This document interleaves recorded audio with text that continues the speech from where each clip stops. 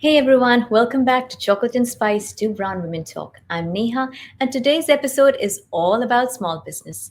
You know how much we believe in uplifting our community, especially the incredible women who are building businesses, taking risks, and following their dreams. Hey everyone, I'm Nidhi, and today's guest is a very special one. She is not just an entrepreneur, but she is also my neighbor and friend. Her name is Shweta, and she is the founder and heart behind Ethnic Tarka, a beautiful small business that curates Indian ethnic wear, jewelry, and accessories. Exactly. And if you've ever wondered what it really takes to start and grow a small business, this episode is definitely for you. We're going to dive into a journey from that first spark of an idea to what it's like behind the scenes, the challenges, the wins, the late night packaging marathons, and the deep sense of purpose that keeps it going. So let's get into it. Hey Shweta, so good to have you here. Very, very excited to learn so much from you. And I have to first start with your necklace because, like, I've been looking at your face and I'm like, this necklace just stands out so beautifully, particularly with your white top. And I'm sure it's from your brand Ethnic Tarka. So, very, very excited to talk to you about Ethnic Tarka. And if you could take us back to the beginning, what was the moment you realized you wanted to start Ethnic Tarka? Was there a gap you found in the market? Or was it something personal that you wanted to grow? So, Ethnic Tarka was born. First off, thank you for having me here today. I would love to share more details about what I'm doing today in life. And thank you, Nidhi. We connected on a different platform, and here we are today. But yeah, about coming back to your question about how Ethnic Tarka originated, this comes from a very personal space. I, from a very young age, I love fashion. I've wanted to try out different things, but I just noticed that in India, all the good things were kept in closets. They came out only on special occasions. And on a regular basis, no one was really dressing up because all of that was all heavy stuff. You know how Indians have heavy outfits, heavy jewelry, all of that. I definitely wanted to change that narrative. And then came a point when one of my friends was shopping for an event and she could not find anything that spoke to her. We're talking about traditional items in the market, but not something that was modern. And I think our generation today, does that speak to us, are traditional yet modern. And that's how ethnic tarka came into being. It's amazing. And the name itself is very interesting because, the combination of the word ethnic and tarka, With tarka. yeah, with tarka, right? Like, how did you come up with this name? The name actually is, the brand speaks to me so much because it means tradition with a twist. Hmm. The word ethnic comes from, our Indian heritage, our culture, and yet it's not only traditional, but the twist is when you put a tarka to it. Now, to a lot of people who don't understand what tarka means, it means the last touch of flavor you add when you're cooking an Indian meal. You add that last splash of spices, and that brings the flavor to the dish. Hence, the name ethnic tarka is something with a twist, tradition with a twist. Oh, And it's it's very innovative. beautiful. Yeah, it's Very beautiful. beautiful. It's just so catchy. I love the Thank word you. tarka in it. It's very, very clever, actually. Thank you. Um, yeah, and if you're okay with answering, like, what were you in which space were you, or what were you working on before starting this business? And did you always see yourself as an entrepreneur? I actually never saw myself as an entrepreneur, even though I come from a business background, meaning my dad owned a business. So I come from a business family. But I never saw myself as an entrepreneur. But when that idea stuck with me, I saw how much my family was supportive of this idea. And somewhere within me, I knew I could do it. And I had seen my dad when I was growing up. So I knew that, you know what? I think I can do this. And that's how it came to me. Wow, it's and did this path surprise you? Like, I know you just mentioned you never saw yourself, but now that you've taken this path, does it feel like I belong here, or is it still always a surprise? Like, maybe I'll go back. I feel like I got this. I feel like this is what I was meant to do in life.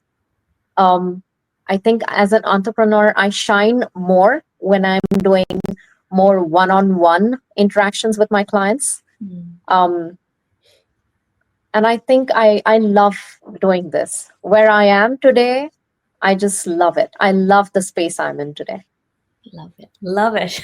So inspiring. Thank you. Uh, yeah. And next question that I have for you is, how did this market spread? Like initially when you got started, was it word of mouth or, friends, family? So for us, Instagram has been our storefront all along. Um, of course, there's a large community of friends that have always been so supportive. The word of mouth is how my business spreads, and a lot of pop-ups as well. We've been doing a lot of pop-ups, and I think it's mostly my friends who've been so supportive of me, and that's how this came into being. So you have a lot of ethnic outfits and jewelry. Like, can you explain to us, like, what does this entail? Yes. So right now, I curate pieces. Sometimes I will get them from artisans back home, and we carry a lot of jewelry. We carry a lot of accessories for the outfits, and we mix and match outfits. And the speciality is you will not see any two outfits of the same design. So if you buy an outfit from me, you're not going to see another person wearing the exact same outfit because these outfits are not mass produced. We curate every outfit. So that's, I think, what makes Ethnic Tarka stand out. Okay, that's wonderful. Yeah, my next question was going to be about sourcing and how do you find your product. So it looks like you work a lot with these unique Yes. Yeah. So shops. most of the times there's a lot of research that goes into this, new trends. How can we mix and match old and new? Like right now I'm in talks with a vendor back in Amritsar, and I love some of his designs, and he's not a big name, but I was like, you know what? My clients here are going to absolutely fall in love with the stuff you're doing. So we're looking at, collaborating with him, how to get his items here and give it a broader audience. What was the time that you sold your first product that you felt like, okay, this is real? Like, do you remember the time when that happened? Yes, I definitely remember the first product I sold was this mirrored clutch I picked up from Gujarat for the business. And this lady picked it up from me. And a couple months later, she texted me saying that I actually wore this to a wedding. And when she was carrying it, her mom said her nani used to have a similar looking clutch. And she told me the story, and I was like, this touches, this, you know, is so special. And I'm doing something that is so, so, so special to me. So that's when I knew that what I'm doing is real. Oh, that is so wonderful. It gives you the mission. It like brings it so makes it so real. Like there's a reason why you're doing it to bring joy to Absolutely. others. That's so beautiful. And one question that I have for you is, you talked about like word of mouth and Instagram, and I know you have a Facebook page, but you did speak about pop up. Like, what does that mean? So pop-ups are when we have Indian festivals, and then there are exhibitions, all the vendors get together, and that's what an idea of a pop-up is, where you don't carry your entire collection, but say I'm going for a Navratri event where I'm a vendor. So I will pick out pieces that are more catering towards Navratri, and pieces that I know clients are going to be interested in buying. So that means your oxidized jewelry, your specific thread work items that come from Gujarat, or your lehenga cholis, uh, specific pieces. I won't carry the entire collection. But that's what a pop up is when I go to a specific event and they have an exhibition, and that's where I have pop ups. Okay. All right, can't wait to go one of to one of your pop-ups because I'm And not I'll the keep you way. posted on those. Great, It's thank you. amazing, yeah, and it feels very personalized. That's the thing that the theme I keep hearing, which is you care so much for each individual. You kind of almost curate and personalize based on their needs, and even make it very seasonal or festival based, which is super exciting and keeps things fresh, right? Just kind of circling back to the daily reality of this business, what does a typical week look like for you? Because like you said, you have to curate, I'm sure you have to talk to vendors, you have to manage inventory and orders and customers coming in and out. How do you manage all of that? So, it's interesting. No 2 weeks are the same in this business, and no 2 days are the same in the business.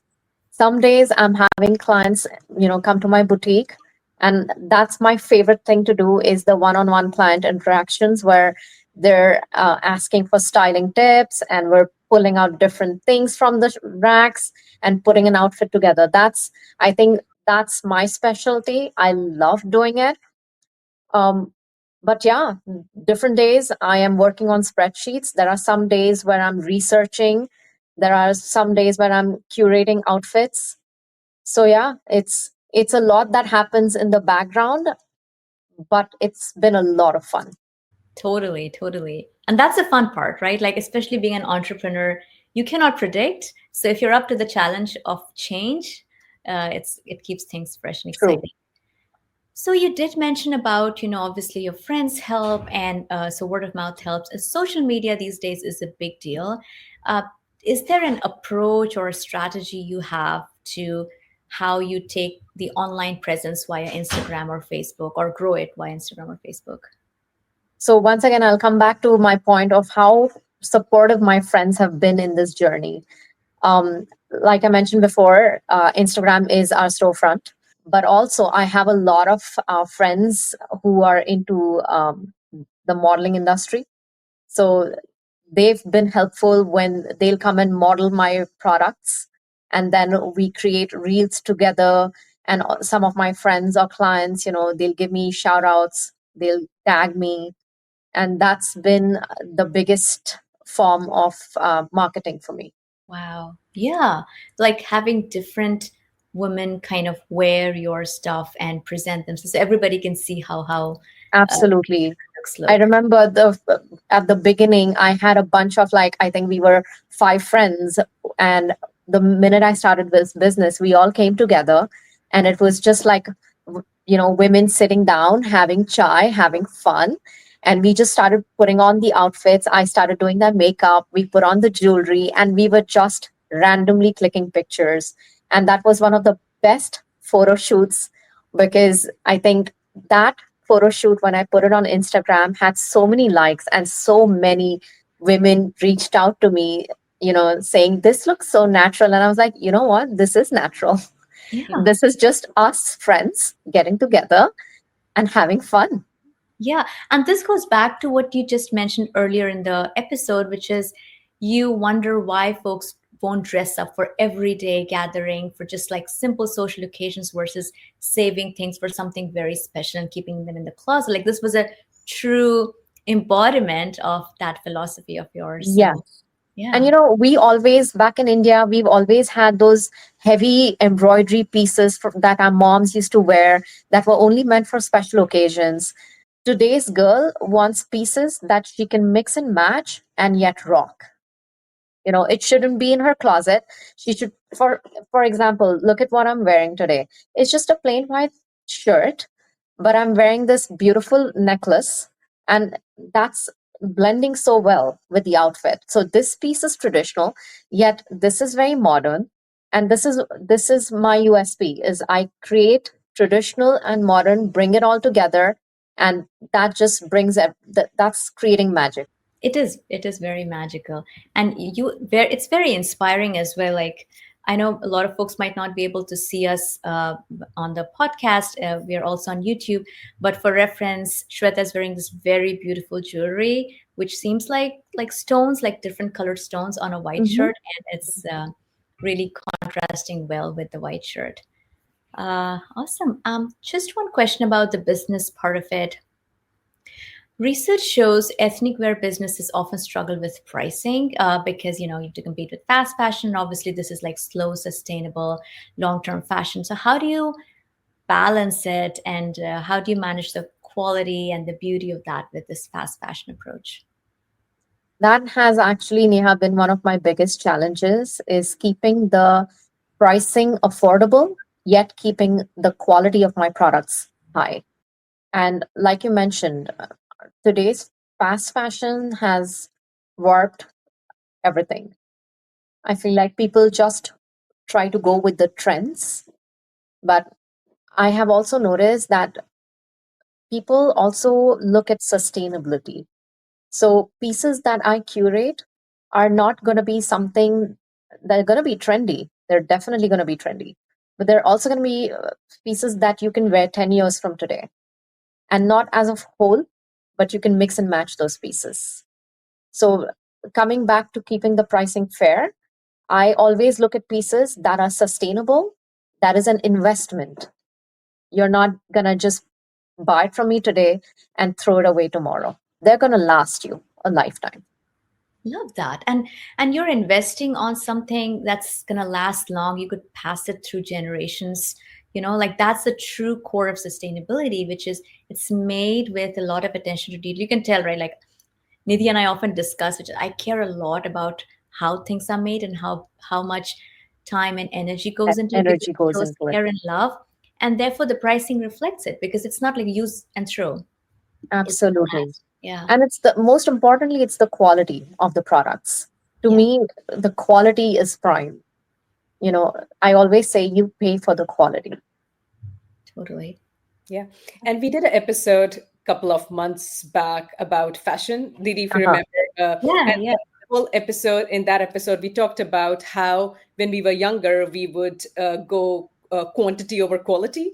But now, as you know, we are getting older, we focus more on having like a capsule wardrobe, like Capsule wardrobes.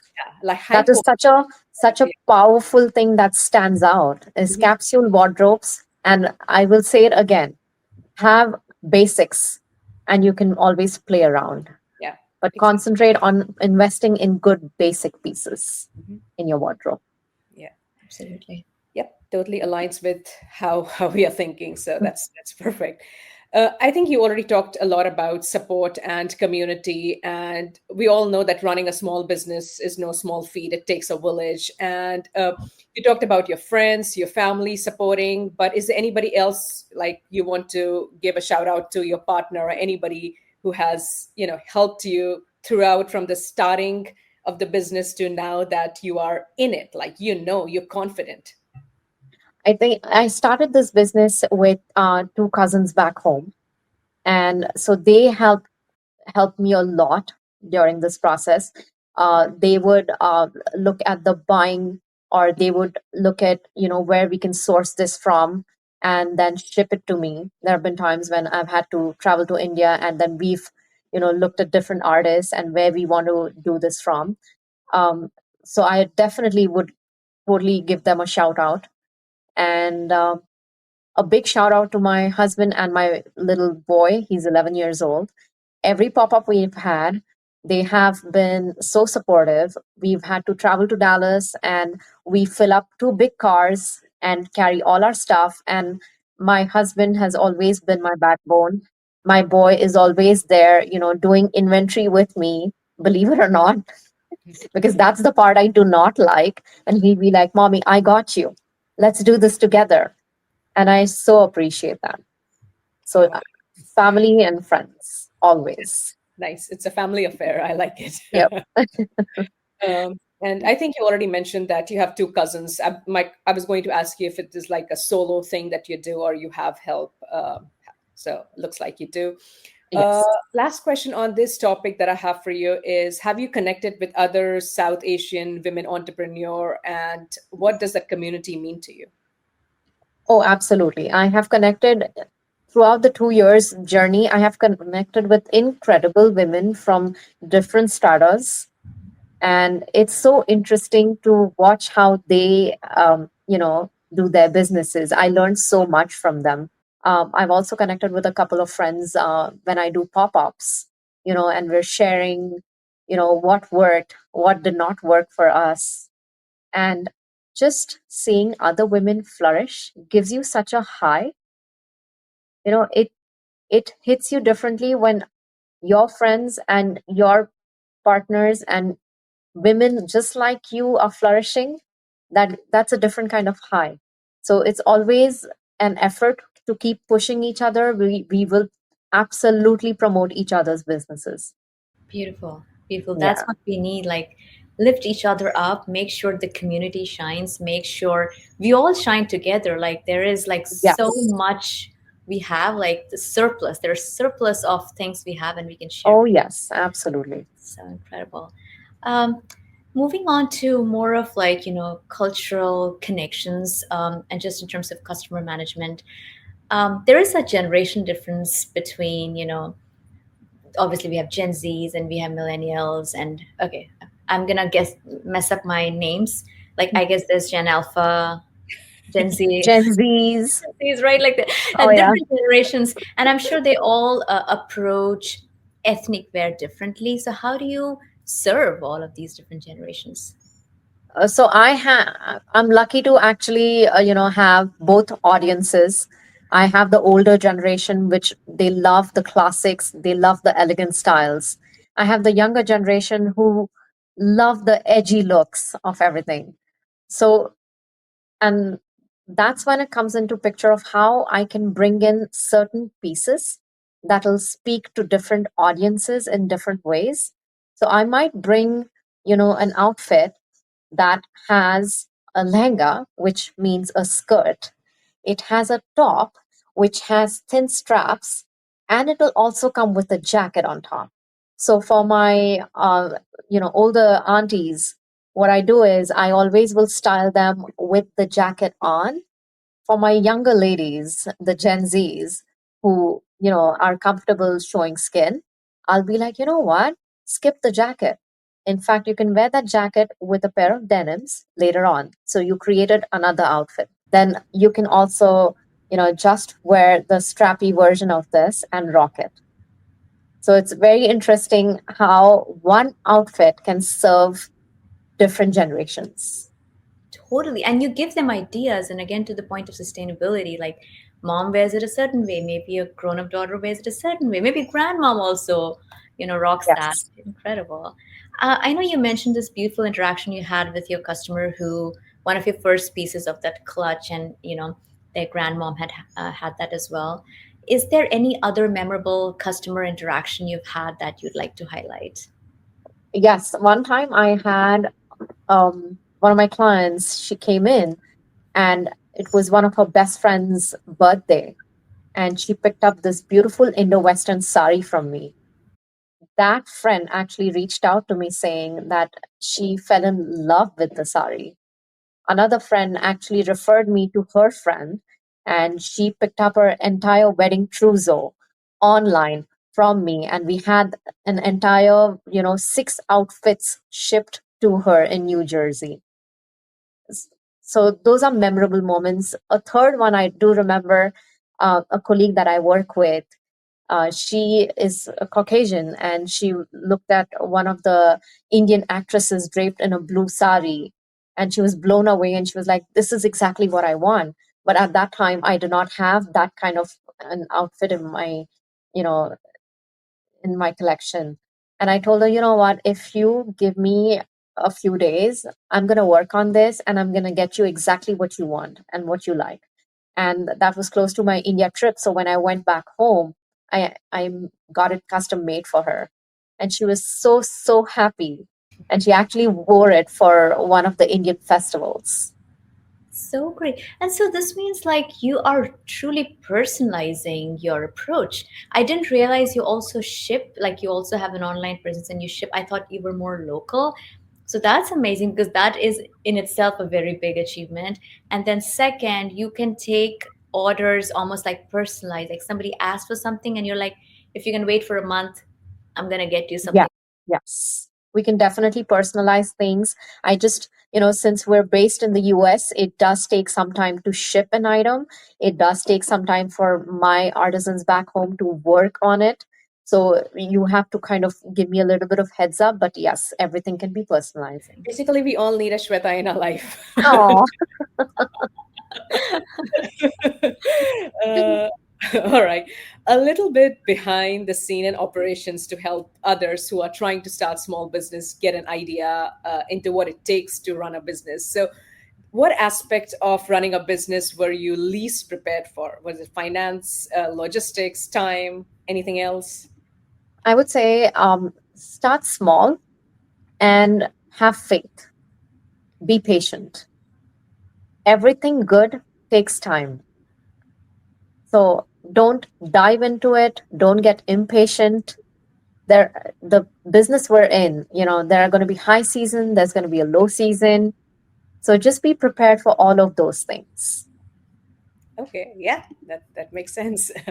And how do you handle customer service, returns, sizing, especially since people can't always try things on? Like unless that's incorrect in there. Like, do people always come in try sizing, or if you're doing like a Facebook Live, or if somebody sees something on Instagram and they assume a sizing, do you ever see somebody getting it wrong? I'm very specific about my sizings. We don't usually accept returns, but of course, there are those instances when the client did not understand the sizing, and I do make exceptions because um, to me, my customer is my queen, and that is the number one thing about business: is customer is king, and in this instance, customer is queen. So yes, I will make exceptions, but we're very specific about the sizing. And I also have a boutique at home. So I always welcome my clients who are local to always come and visit me, try several outfits before they make a decision, so that when they leave with a bag in their hands, they are absolutely sure about this is the piece that I fell in love with and I have it. Whenever you're feeling stuck, like where do you go for inspiration? You know, really, it's been Bollywood movies, it's been Instagram. Nowadays social media is exploding with ideas, and for me to actually be connected to home in India, that's what I look at. I always look at people. There are so many you know influencers making reels for small businesses nowadays, and it's so interesting. I love that idea because that's how I can connect to these vendors back home and bring their items for a larger audience here. So I think that's been my inspiration. Bollywood movies always. That's so great. Um, is there any advice you'd want to leave for aspiring entrepreneurs? Someone starting off, I would, like I said before, start small, be authentic. Do not mimic what someone else has. When you're authentic to your product, it will shine. You will shine because you will be confident about what you're selling. So that is the number one advice: is do not try to mimic what others are doing. Stay true to yourself and stand by what you stand for. Beautiful advice. I think this advice applies to life in general, but so true about entrepreneurship and starting small. Yep. Yeah, thank you so much. Oh, go ahead, Nidhi. Sorry. Yeah, I was just going to say, Shweta, I'm going to, we have some notes that we'll add in like towards the end of the podcast where we have your link and everything. But is there anything that you want the audience to know, or if there's any, uh, like, how can our audience help you basically? Is there any place they can go to support you? Absolutely. Yeah. So I have a Insta handle which is at the ethnic tarka. That's how you can reach out to me. Um, Another thing I wanted to mention is I'm a small business, and I always say the reason you want to support a small business is part of our proceeds are given to a charity back home in India. The hometown I come from, Pune, we actually donate part of our proceeds to an old age home in Pune. So in a way, you're not just supporting a small business, but you're also supporting a charitable cause. Oh, that's beautiful. Thank you for sharing that. We appreciate it. Thank Um, Awesome. Yeah. This is so good. This is so good. Everything, you shared today, Shweta, is, first of all, has touched us, and I'm sure it's going to touch a you. very Oh, large thank audience. Wishing you all the success. You're doing an amazing, amazing work, and everything that you mentioned about, how you're uplifting women via curating things for them and making them happy resonates so much with our podcast. So really appreciate you coming and sharing your story with us. And what at least I love most about your story is how you build the ethnic tarka as not just as a business, but like it's a bridge, it's a communication between different women and just even like different generations, I would say. Yeah. Thank you so much, Neha and Nidhi. It's been a pleasure talking with both of you today. And for our audience, if you are looking for any special occasion outfit for Diwali or Dussehra or any other festivals coming, we're going to send them your way, Shweta. Oh, So thank you so much. I truly appreciate it. thank you all for joining today's podcast. As usual, you can find us anywhere you find our podcast: Spotify, YouTube, Apple. And our email is hello@chocolateandspicetalk.com. So leave us any kind of review or comment. That engagement truly helps. Okay. Thank you. Bye, Thank you. all. Thank you.